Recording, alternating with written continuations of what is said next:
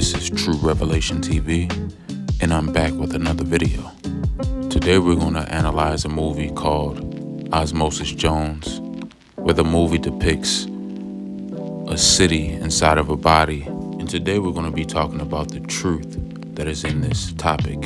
And although this movie depicts a city inside of a body, I believe it's more like a world inside of a body. So essentially, we are a world living inside of a world, because the human body is comprised of at least 100 trillion cells, and the melanated body is comprised of 150 trillion cells, and 75% of those cells are bacteria.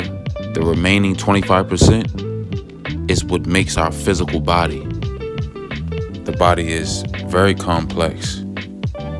It's made up of acidity, alkalinity, cations, anions, bacteria, white blood cells, red blood cells, pleomorphosize into T cells, B cells, parasites. And this is just a small speck of how intelligent and amazing the body is.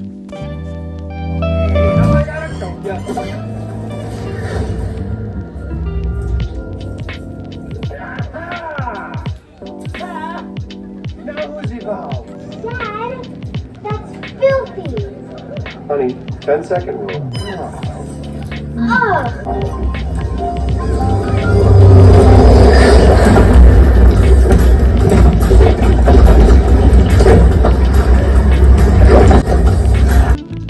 The mouth. This is where digestion actually starts. The salivary glands in the mouth secrete something called trypsin, amylase, and amylose. These substances aid in the absorption of phytonutrients. You must super chew your food in order to properly break down what you are eating. This makes absorption by way of the salivary glands more fundamental. The mouth is the beginning of the digestive tract. The digestive tract is 30 to 36 feet long, and it starts at the mouth and ends with your anus. And as you can see in the beginning of the movie, Frank ate a boiled egg. And first and foremost, a boiled egg produces something called lactic acid. And if that wasn't bad enough, the egg dropped from the ape's mouth down on a dirty ground. The egg then picked up bacteria from falling to the ground. And as Frank ate it, he ingested the bacteria and the lactic acid from the egg. And this is what transpired after that. Your hands up and surrender for digestion. Like us before, we're in the vicinity, we're on it. It's a private organism.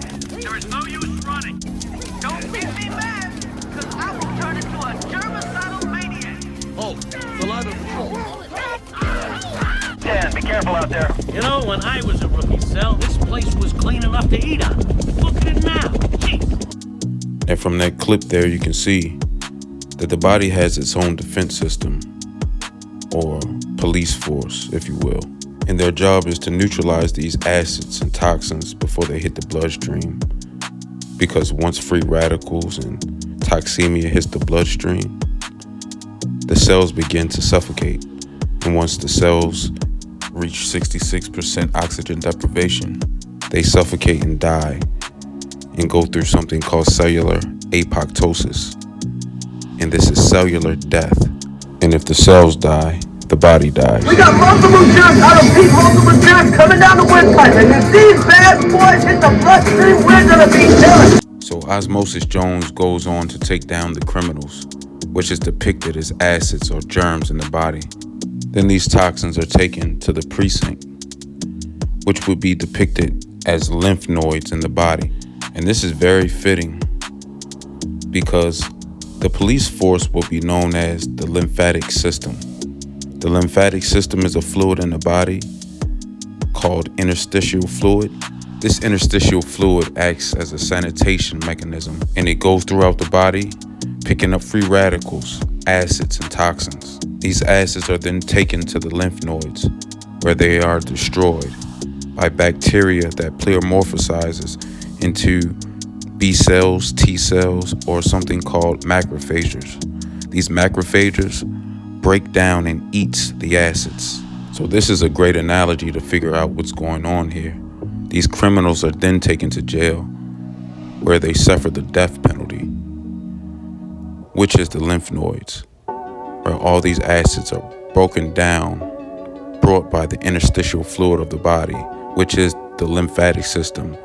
And the lymphatic system is none other than the sewage system of the body. And the ash and the metabolic waste of the toxins are then eliminated by way of the kidneys.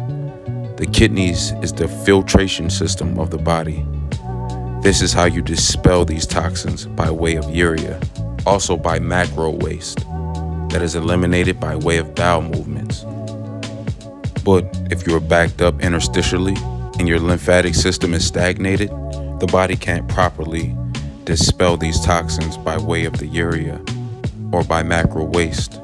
But the body still finds a way to dispel these toxins by creating something called a fontanelle. And a fontanelle is just an alternative route of elimination. So if you can't dispel it through urea or by macro waste, then the body uses the largest organ on the body, and that is the skin. This is why you have whiteheads and blackheads. This is toxins trying to release itself from the body. And your sweat glands open and you sweat these toxins out as well. By this alternative route of elimination, the body rids itself of cytotoxins. But those germs or acids that you just seen were petty criminals compared to what else came in on that boiled egg. A serial killer would be a more fitting title. Careful, I'm contagious.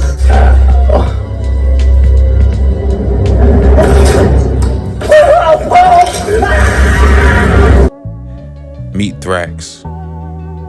Thrax is a pathogen that came in by way of that boiled egg as well. But this entity calls itself Thrax, aka anthrax.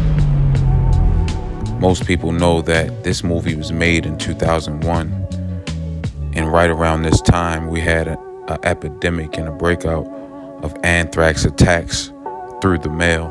Anthrax is a serious infectious disease caused by gram-positive rod-shaped bacteria known as Bacillus anthracis. It occurs naturally in soil and commonly affects domestic and wild animals around the world. People can get sick with anthrax if they come in contact with infected animals or contaminated animal products. So it is evident that Frank contracted this infectious pathogen by way of that boiled egg that was in the mouth of that primate. The inhalation of anthrax begins with a flu-like symptom: cough, fever, muscle aches.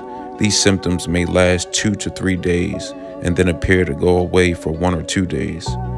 Then the illness can come back, resulting in severe lung problems, difficulty breathing, and you may go into shock. And anthrax is almost always deadly, but where there's smoke, there's fire. And this Thrax character brings flames and sets the body on fire with inflammation. When you think of inflammation, think of the word inflame. When you hear the word itis, think of the word inflamed. And we'll talk about how to put out those flames right after this. We got to turn up the heat in here.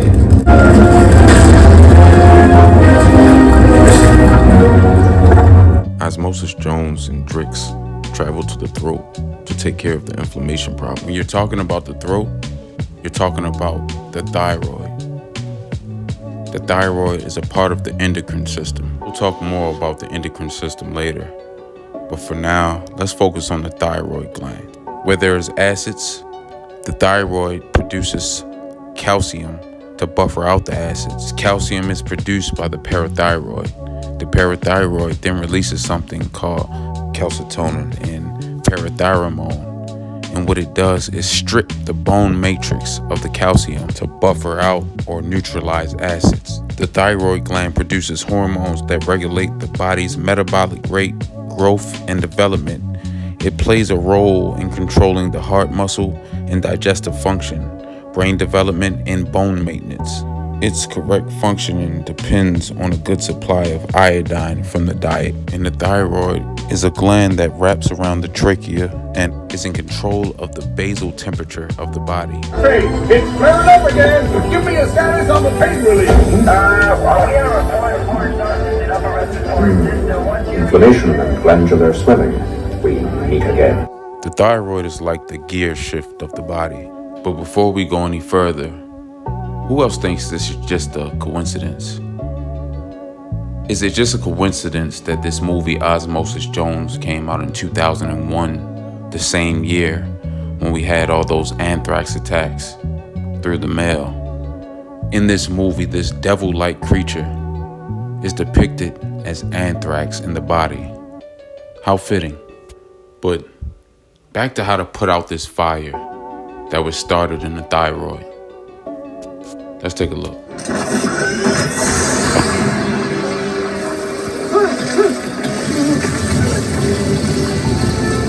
But as I said before, an accumulation of acids in the body causes inflammation.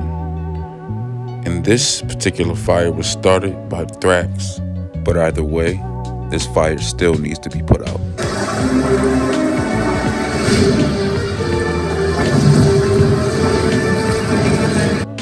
Drix begins to attack this inflammation and eliminate it.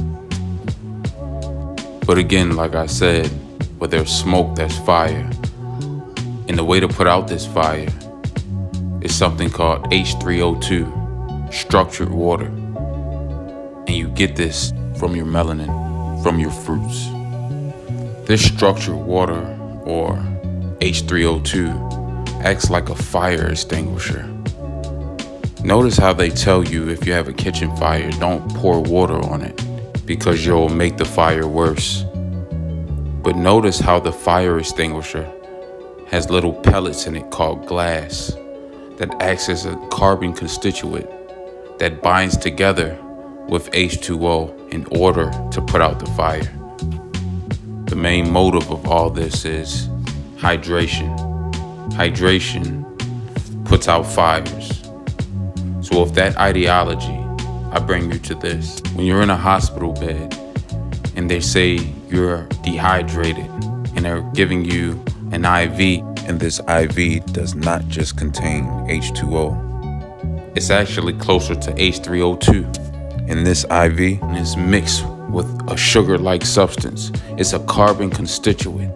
But if it were me, I would be eating fruits and vegetables. Your melons, your berries. Berries are good oxygenators and antioxidants. True hydration is needed in the body, not simply H2O. H2O is essentially dead water if it doesn't have any minerals. The only way that you should be drinking H2O is drinking spring water, bottled at the source. And the only way that spring water even has minerals or electrolytes in it is because of the rock beds. The water comes along and captures the minerals from the rock beds, and then therefore when you bottle it, you have those electrolytes and you have those minerals from H2O. But it is H3O2 that is true hydration. True hydration is electrolytes, minerals, not just regular H2O. Because H2O is dead water if it's not spring water. We need electrolytes for an electrical body. These minerals assure that the body's lymphatic system is moving properly so that energy flows through the meridian pathway effectively. This is necessary to get the proper oxygen to the cells in the body. Because like I said before, you must feed the mitochondria so that it can produce fuel. This fuel, again, is ATP, or adenosine triphosphate. And we need this for our power and our vitality. But we must make sure that our lymphatic system is not stagnated and toxins in the body are eliminated. And your diet has a lot to do with this. Now, this body that we're speaking of, which is Frank, as you can see, his diet is not good at all. He eats greasy foods, processed foods. He eats a lot of uric acid, which is in his meats, and he eats a lot of lactic acid, which is in dairy products, your milk, your cheese, and things of that nature. Then also, he's eating phytic acid from beans and gnarly grains. And also, a whole lot of processed sugar. Your sodas, your cakes, your cookies. This is carbonic acid. So now the body is suffering from acidosis.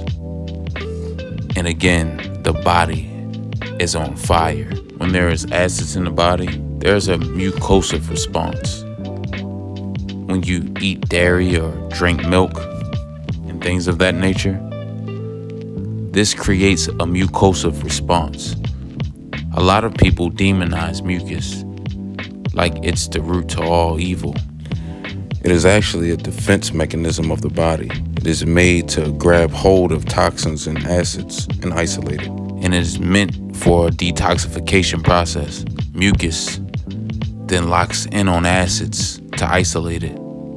Calcium is released into the bloodstream to buffer out the acids. But if the lymphatic system is not moving properly and you're stagnated and backed up from the overloading of acids, then that's when the minerals become crystallized. That mucus, that calcium, all combined together with the acids, it begins to calcify. This is what, from a medical standpoint and a biochemistry standpoint, is cancer. This is the clogging of arteries, but the body is divinely intelligent. The body creates trash cans. These are your cysts. These are your boils. These are your whiteheads. These are your blackheads. This is your cancer. The body isolates these toxins, these free radicals, from getting into the bloodstream. So I want people to think about this when they eat meat and they speak about their protein.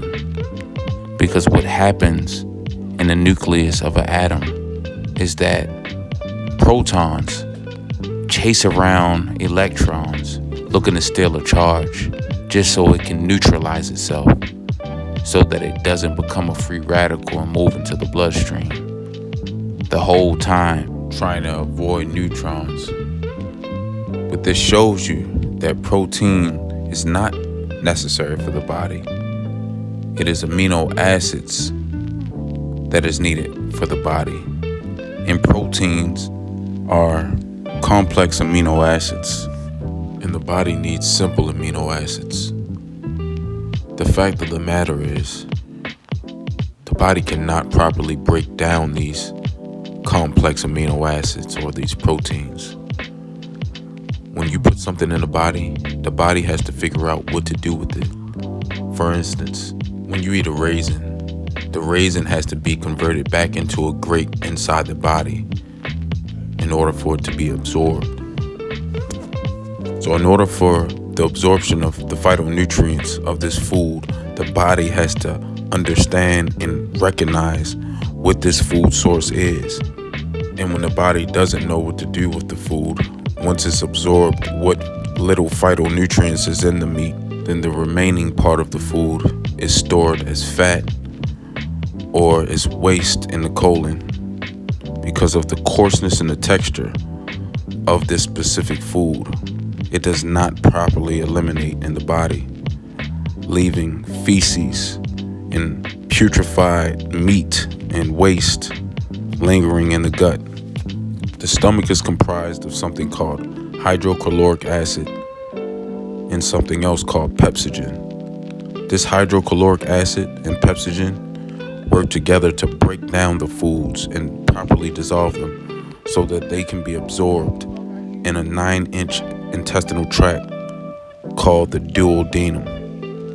This is where 90% of the absorption of the phytonutrients happen, and the rest of the remaining percent happens in the transverse colon. And this elimination process is continued by 2 pyramid-shaped, walnut-sized glands that sit on the top of the kidneys. It is used as an electrical conductor that kicks on the filtration system, which I explained earlier is the kidneys. The kidneys then eliminates metabolic waste in the body by urinating and by taking a shit. And speaking of taking a shit, as I said earlier, the body is like a city or a state or a world. So it is comprised of other living entities. These 150 trillion cells that I spoke of earlier. So you must understand that if we pee, our cells pee. If we take a shit, our cells take a shit. If we breathe, our cells breathe. If we think, our cells think. When we breathe, our cells breathe. When we eat, our cells eat. But what does the cells do with that metabolic waste left behind after eating and then defecating? Well, the cell then goes on to defecate on itself because it doesn't have the luxury that we do to go into the bathroom, pour down our pants, and relieve ourselves. So the cells are suffocating from metabolic waste, from the acids just sitting and festering on the cells, rusting the cells out because the lymphatic system is not moving to remove this waste. But these pyramid-shaped glands that I spoke of that sit on the top of the kidneys plays a critical position in the nervous system, in the elimination process of the body. For example, I'll use an analogy of a fish tank. The plug that goes into the filtration system of the fish tank will be known as the adrenal glands. This is the power, the electrical conductor that kicks on the filtration system. The fish tank would of course be the body, and the fish that's in the fish tank will be the cells. As the cells poop and pee, or the fish defecate and urinate, this metabolic waste fills up the fish tank. And there has to be a filtration system to get rid of this metabolic waste. So this is a fitting example for what happens in the body. But one might ask, how do you stop the stagnation? Or how do you get the lymphatic system moving again? Well, I'll give you a few examples. One is most definitely exercising. You must move your body to get the lymphatic system properly moving.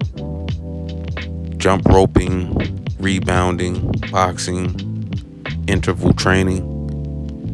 All of these things will aid in getting those lymphs to move. Also, you can get in the shower, a hot shower. In the last 3 to 5 minutes of that shower, you turn the water cold. This kickstarts the lymphatic system. A good example is when you go outside and it's cold outside, the body then reacts when you're outside too long in the cold and you begin to have a runny nose. This is the lymphatic system moving and kickstarting, releasing the mucus that was trapped in the body, beginning to come out through the nose and spit out through the mouth. This is a detoxification process. Just like when you go to sleep, if you ever wonder why you sweat so much while you sleep, the body, while sleeping, kicks on something called glutathione. When this glutathione is kicked on, it starts the detoxification process. And as I said earlier when I spoke of the fontanelle, which is an alternative route of elimination, the body then begins to perspire. Through the sweat glands come the metabolic waste in the body.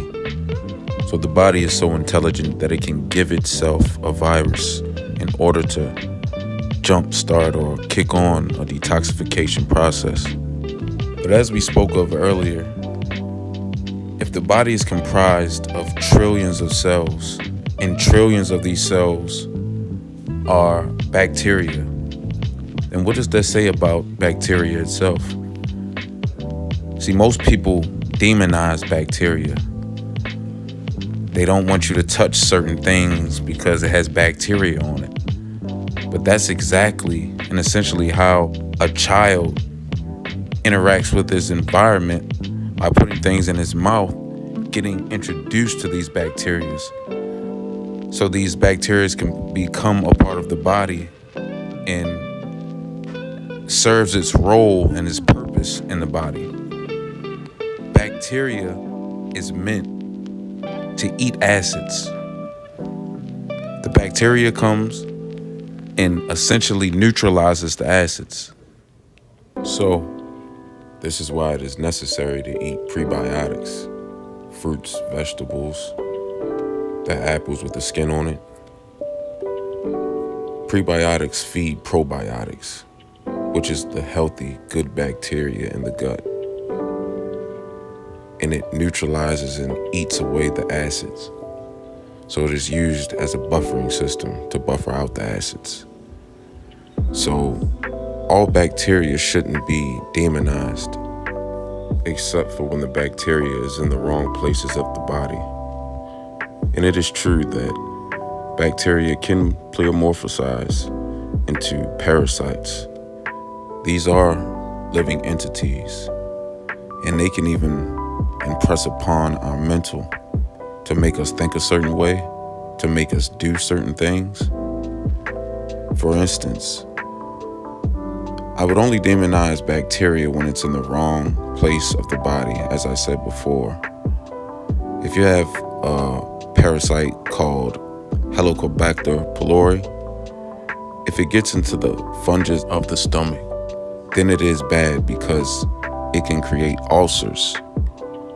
But if this worm was in the duodenum, it would be fine. It would actually aid in the absorption factor. So you see, it's all about the placement of these bacteria and what these bacteria have been impressed upon and subjected to. So if you have a diet high in sugar, processed sugar, because when I talk about sugar, I don't mean monosaccharides. I'm talking about polysaccharides, many sugars, complex processed sugars. These worms feed on this. Cancer cells feed on this processed sugar. And when you have an overloading of acids in the body, you have to have bacteria to come and buffer the acids out. But again, you can become stagnated when mucus, calcium, and acids are all mixed together.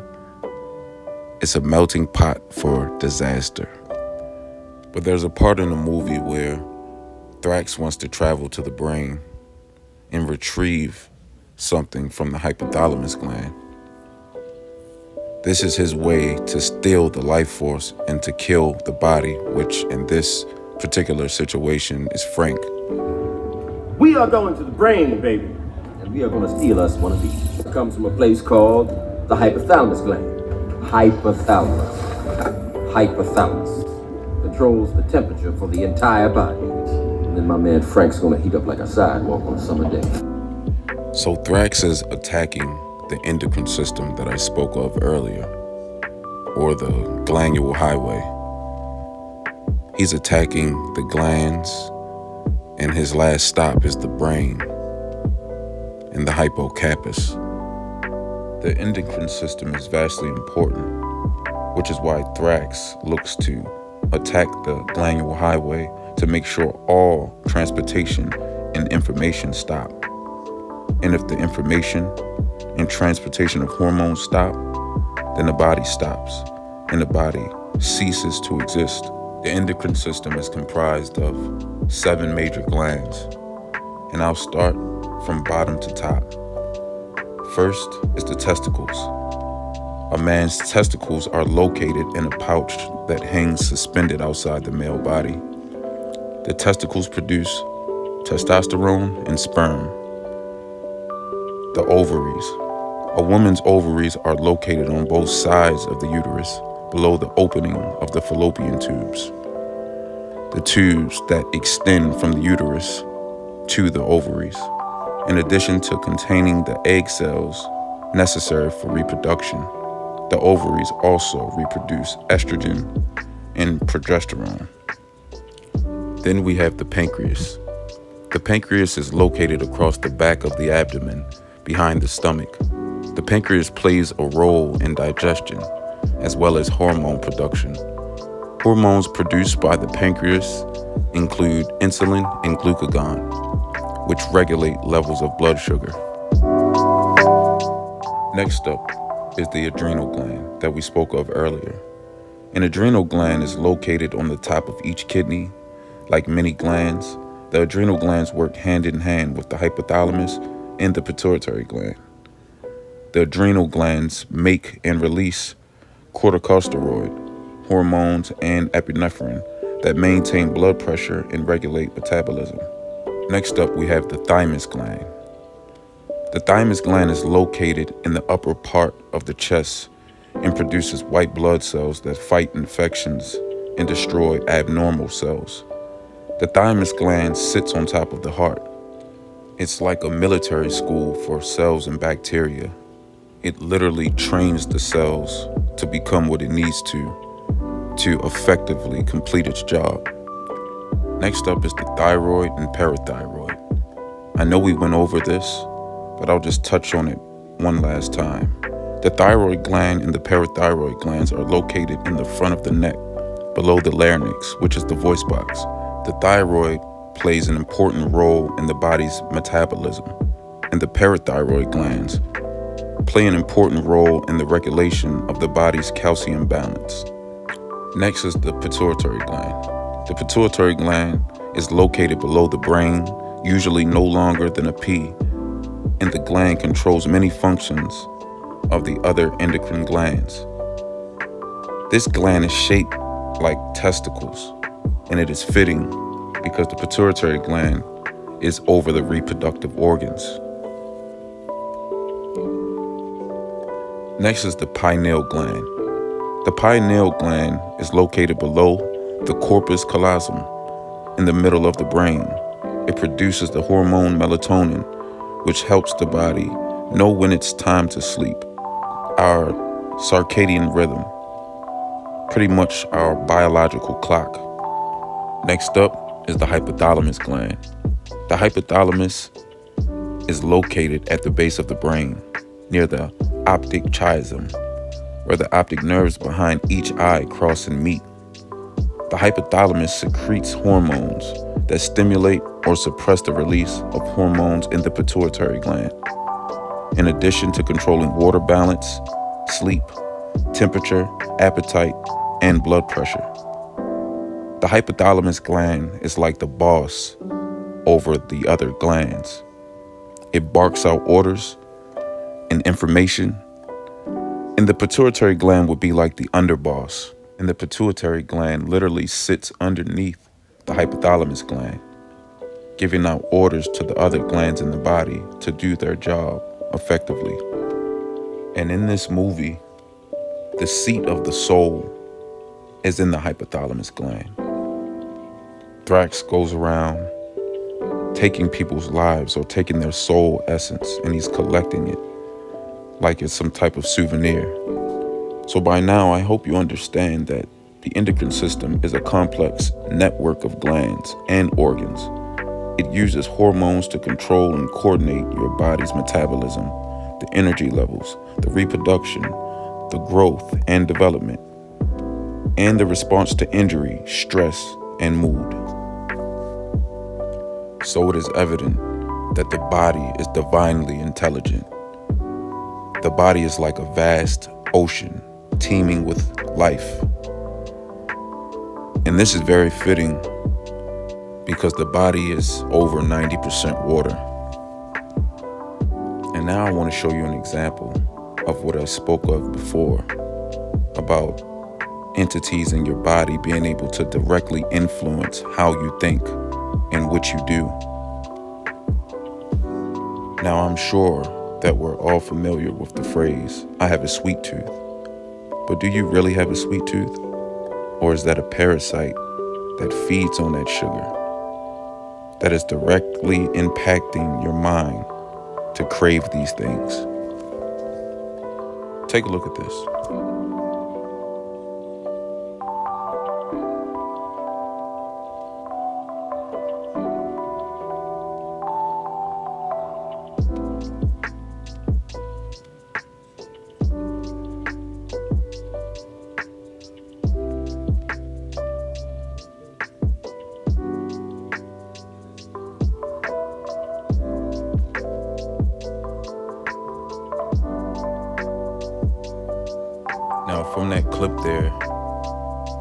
it's pretty clear to see that this leukocyte, or this white blood cell that is portrayed as the mayor, that he override the system and directly contacted Frank through his consciousness, like his inner voice.